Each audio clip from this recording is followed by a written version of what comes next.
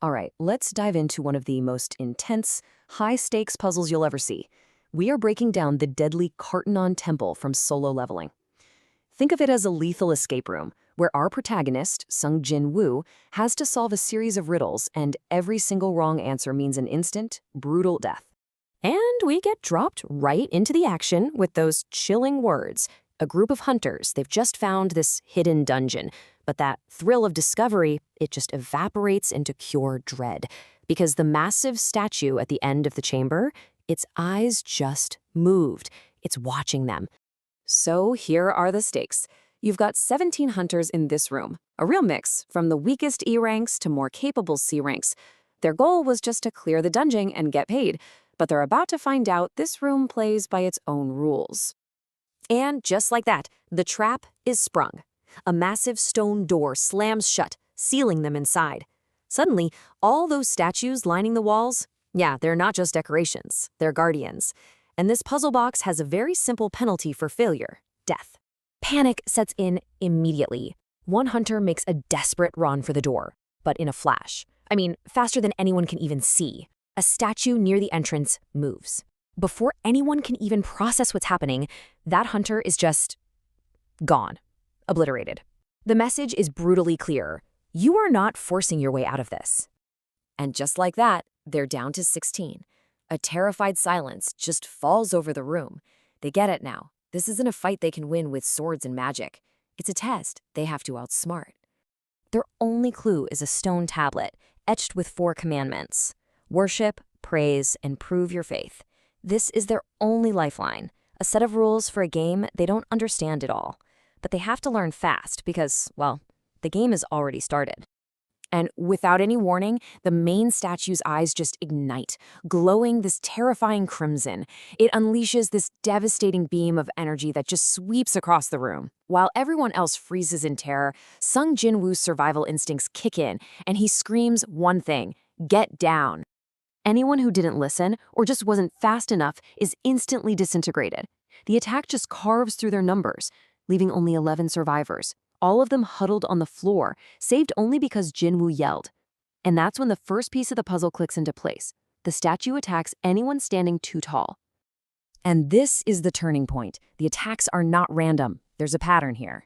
Lying there on the cold stone floor, Jin-Woo starts connecting the dots between that deadly laser and the first commandment on the tablet. He's asking himself the critical question: why this specific trigger? It blasts anyone who stands up, but leaves those lying flat alone. So how does that connect to worship the Lord? And this is his epiphany. He realizes this isn't some monster they have to fight.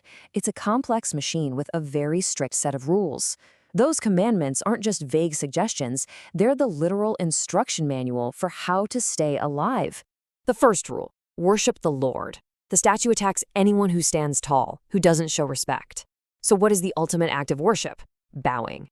As their survivors all bow their heads down, the statue's menacing red eyes fade away. First test, passed. But any relief they felt is gone in a second. With this deafening rumble, the giant statue rises from its throne and starts walking towards them. Every single footstep shakes the temple to its foundations. The second test is on. So, the second rule: praise the Lord. One of the hunters, who used to be in a choir, takes it literally. He steps forward and starts singing a hymn.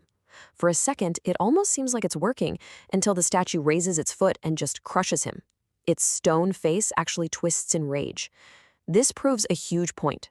The rules are specific to the logic of this place. As total chaos erupts and the statue starts picking off the hunters one by one, Jin-Woo has another breakthrough. Everyone's looking for some hidden lever or a secret button, but what if the answer has been standing there, in plain sight, the entire time? That's it. Praise doesn't mean you sing. It means you make music. The other statues, the ones lining the walls holding instruments, they're the key. As the survivors make a mad dash for them, a beautiful melody fills the room, and the giant statue's rampage finally slows to a halt. But in that desperate scramble, Jin-Woo makes a huge mistake. He runs to a statue holding what he thinks is an instrument, but it's actually a shield and a mace. The guardian statue attacks, and it severs his leg. He survives, but the physical cost of solving these puzzles is becoming absolutely devastating. When the music finally fades and silence returns, the carnage is just staggering. Of the 17 hunters who walked into this room, only 6 are left, and 2 of them, including Jin-Woo, are now seriously wounded. Before they can even catch their breath, the ground in the center of the room starts to rise up, forming an altar. There is no time to rest. The final and most cryptic trial is about to begin. So the final commandment is the most abstract one yet. Prove your faith to the Lord. As the 6 survivors gather on this new altar, the massive temple door, the very one that sealed them in, suddenly creaks open. It looks like an escape route. But is it a trick? This final puzzle, you see, it's purely psychological. It's not a test of your brain or your speed anymore. It's a test of trust and of sheer nerve. They've got to choose between what looks like an obvious escape and a rule they still haven't figured out. And the dilemma is excruciating. The open door? That's a clear, tangible path to freedom. But the 3rd commandment demands faith. And that seems to mean staying put on the altar, surrounded by angel statues that are now starting to move, and just trusting that waiting is the only way to survive this. The pressure just skyrockets as a timer made of blue flames appears on the altar. At the same time, the angel statues will only stay frozen as long as someone is looking right at them. Then, one hunter loses his nerve. He makes a break for the door, and he gets out, totally unharmed. Then another one follows. All of a sudden, the trap is looking like a real exit, and the danger for those who stay behind gets a whole lot worse. And that brings us to the final, terrifying question. There are only 4 people left, the absolute minimum you need to keep all the angel statues frozen in place. The choice becomes razor sharp. If just one more person panics and runs, it is over for everyone who remains. So, what would you do? Would you trust the unseen logic of the puzzle, or would you take the proven escape route sitting right in front of you?